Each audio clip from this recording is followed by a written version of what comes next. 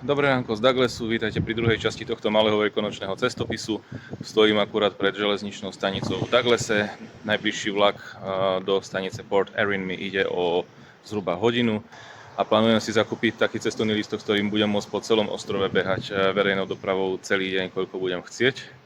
Tak držte palce, nech sa mi to podarí, no a my ideme ďalej čakať na vlak.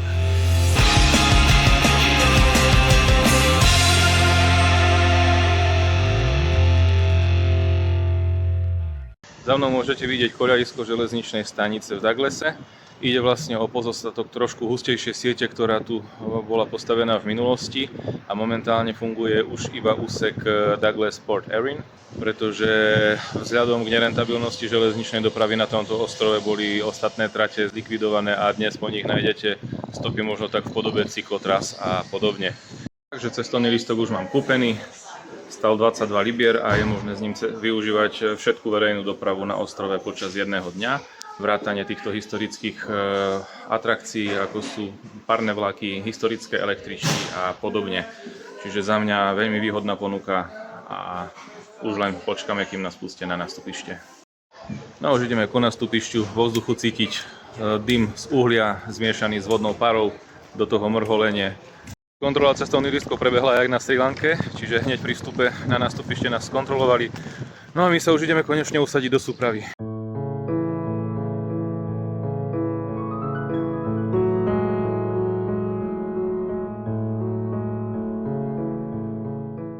Každý oddiel má svoje dvere, čiže možno aj toto je tým dôvodom kontroly cestovných lístkov hneď pri vstupe na nástupište. No a to kúpe vyzerá takto.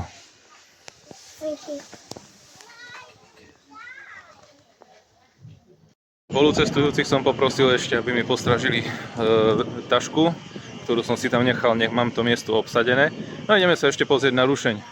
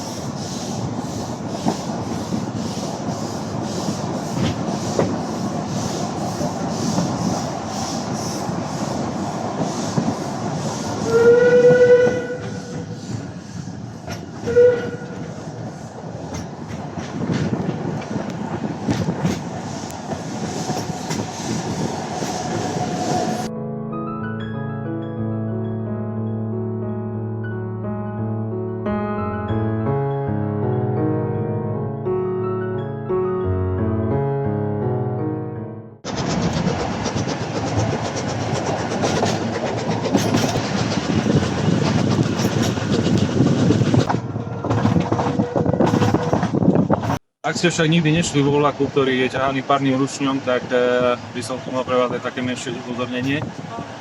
Keď sa vykláňate z okna, treba myslieť na to, že z komína toho parného rušňa ide dym a v tom dyme je plno bordelu, zároveň plno ostrých častí uhlia, ktoré sa nespalili úplne, alebo ostré sadze.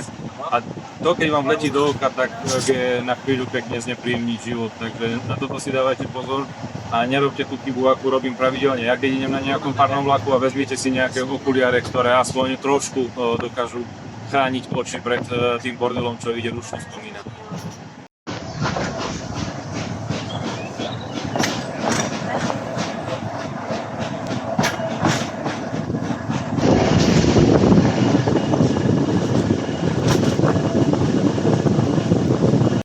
Je vhodné sa vyskláňať z okna, pretože vlak ide častokrát vo veľmi úzkých zárezoch, alebo keď ide popod cesty nadjazd, tak múry toho nadjazdu sú veľmi blízko súprave.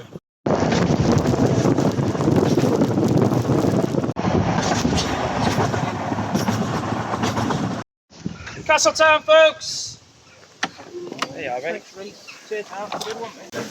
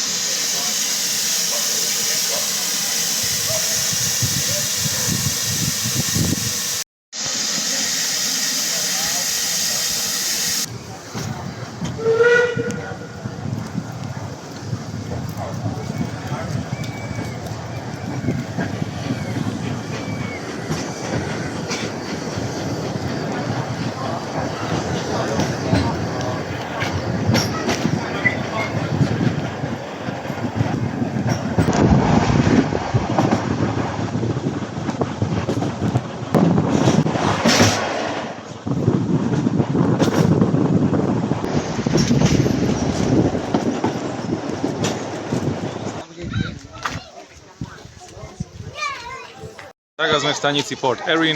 Do odchodu vlaku naspäť do Douglasu máme niečo cez hodinu. A my ten čas využijeme na návštevu miestneho múzea za predpokladu, že bude otvorené. Tak a sme v múzeu. Nakoniec je vstup taktiež bezplatný. Na internete sa písalo, že stojí 2 libry.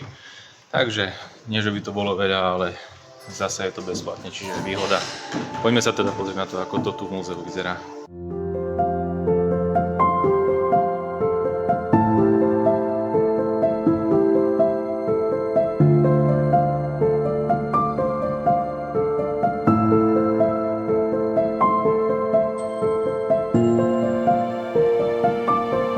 Pôvodne bolo na ostrove Man o mnoho viac železničných tratí, ale ako som už v dávnejších záberoch spomínal, kvôli nízkej rentabilite sa mnohé trate zrušili na tomto ostrove.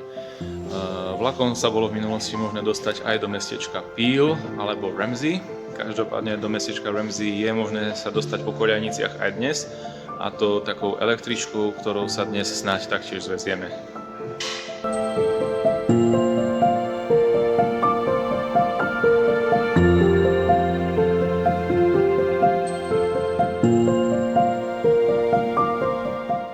Železničné múzeum máme za sebou, do odchodu vlaku do Douglasu zostáva nejaká 3-4 hodinka.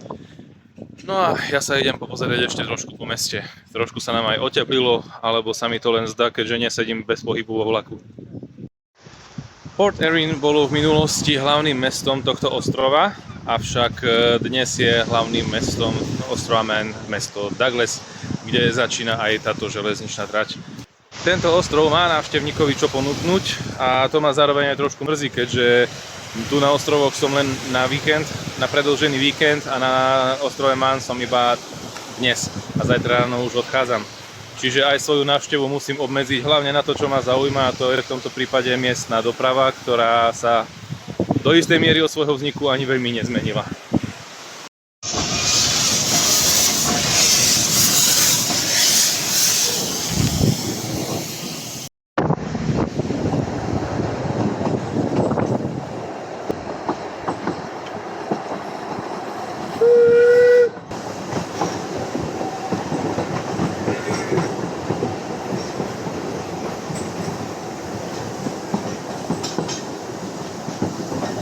No a teraz v stanici Castletown opäť čakáme na križovanie a na oproti idúci vlak.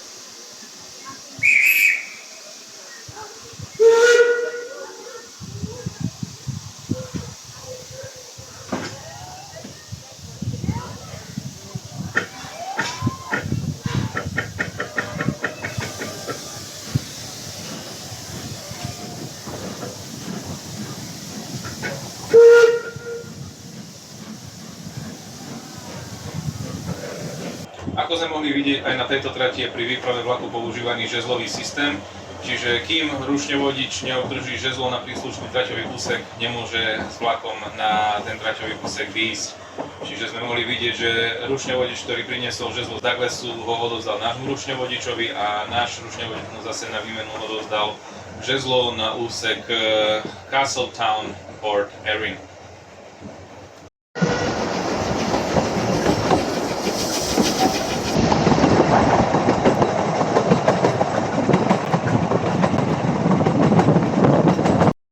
Zasvietilo nám ešte slniečko, už nám tu chýba len sneženie, aby sme mali všetky 4 ročné obdobia, ale v princípe mierne sneženie sme mali, keď som došiel včera večer, tak asi je táto podmienka aj naplnená.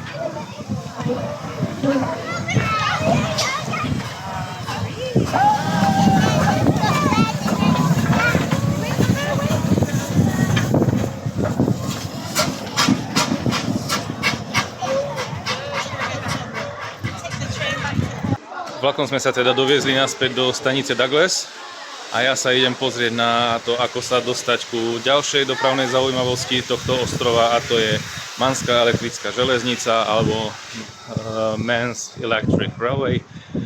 No a jedna z možností, ako sa tam dostať, je aj konská železnica. Tak poďme to vyskúšať.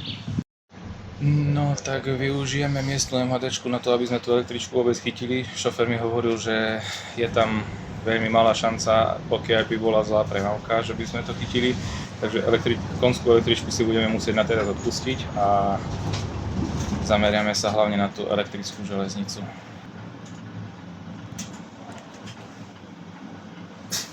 Thank you, sir. Have a nice day.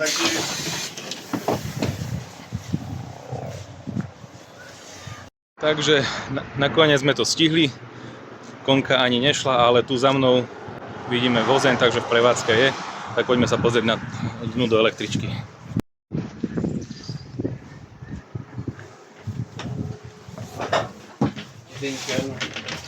Sam spends most of his weekends as the actual driver.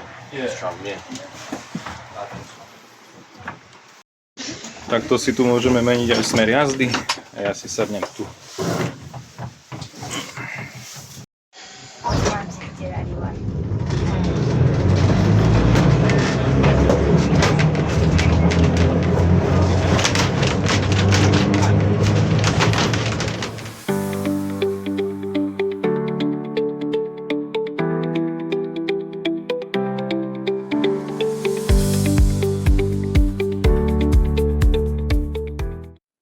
Táto električka je úžasná jednak svojím vekom a jednak tým, po akej trati ide. Prekonávame brutálne stúpania pre koľavé vozidlo a čudujem sa, že tu radšej nenatiahli ozubnicu, pretože naozaj veľmi pomaličky ideme, ale stroj to krásne zvláda napriek svojmu veku.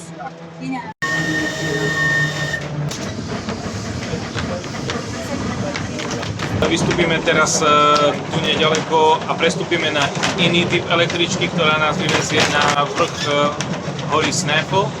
Ide o najvyšší vrch ostrova Man a za dobrého počasia, ktoré zjavne panuje aj teraz, za dobrého počasia je z vrchu toho kopca možné vidieť do Írska, do Walesu, do Škótska že vraj aj do Anglicka. Môžete si všimnúť, že táto električka bola vyrobená v roku 1899, čiže má viac ako 120 rokov. Tomu sa hovorí výkon. Slovakia. Oh, nice. They still have trams from Bratislava. Sorry? They still have trams in your... Yeah, there are trams in Bratislava, also in Košice. Oh, nice. And we could say in High Tatras too. Yeah. Okay, thank you for help. Very welcome. Góra Have a Mieč. great day. Thank you. Bye. No a vydávame sa ďalej touto električkou na trati Snaefell Mountain Railway, úplne na vrch kopca Snaefell. Hello.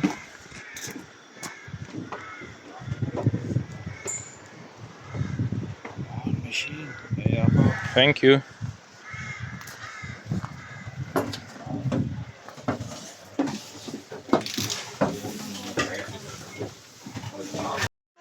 Takže interiér veľmi podobný tej predchádzajúcej električke. Rovnako sa dá meniť sedadlo do smeru jazdy. Podobne to máme v Košiciach na detskej železnici. No, ostáva už len čakať na odchod.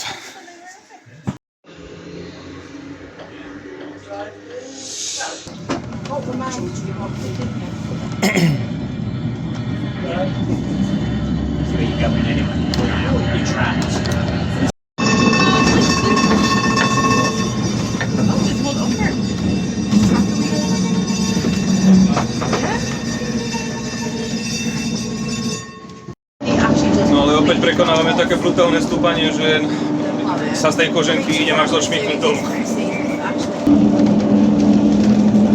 On the right now, you will see the Laxey Wheel, known as the Lady Isabella, and with a diameter of 72.5 feet, or just over 22 metres across, 1854 to pump water from Glenmore, which was part of the Great Laxey Mines industrial complex. In 1875, the Great Laxey Mines produced over 11,000 tons of zinc ore. No takže nakoniec nám tu aj po ceste robia také fotohalty a zastavujú pri rôznych zaujímavostiach, pričom z reprákov nám aj prednášajú sprievodný text k tomu.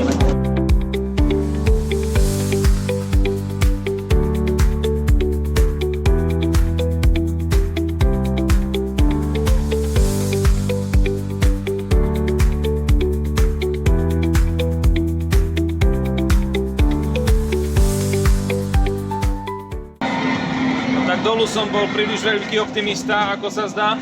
Uprostred cesty nám začalo aj pršať, aspoň krásne vidno, ako sa dokáže zmeniť na tomto ostrove počasie.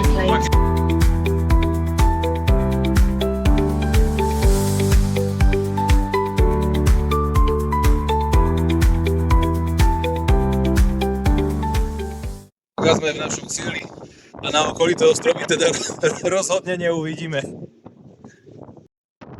Je tu pekne veterno, tak toto tu vyzerá, dokonca sa tu dá spať. Že vraj tu ponúkajú aj večere pri západe slnka, no posúďte sami. Taktiež táto výhybka má celkom jednoduché riešenie.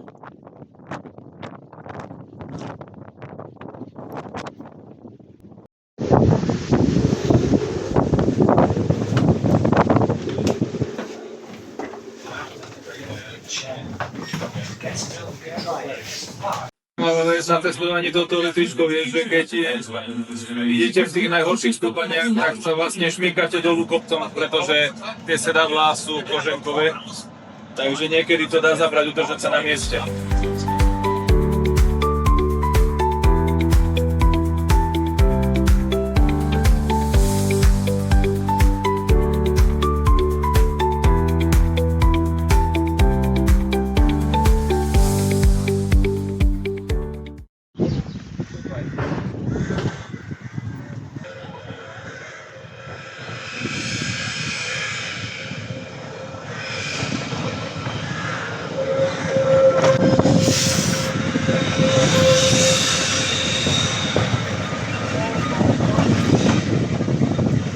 Už sme v električke do Douglasu.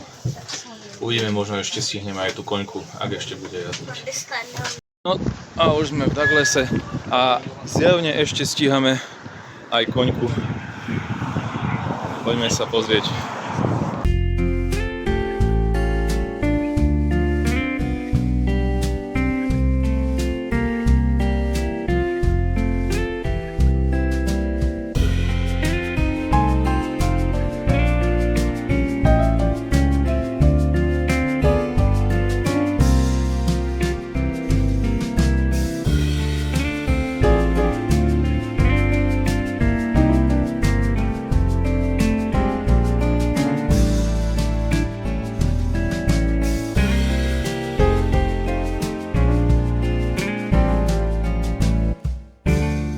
No tak a máme za sebou všetky možnosti dopravy na tomto ostrove. Ja sa ešte idem prejsť do prístavu, zistiť, že či sa nejak situácia nezmenila. No a Uvidíme sa zajtra cestou domov, takže nezabudnite, meškanie je bonusová jazda zadarmo. Nazdar.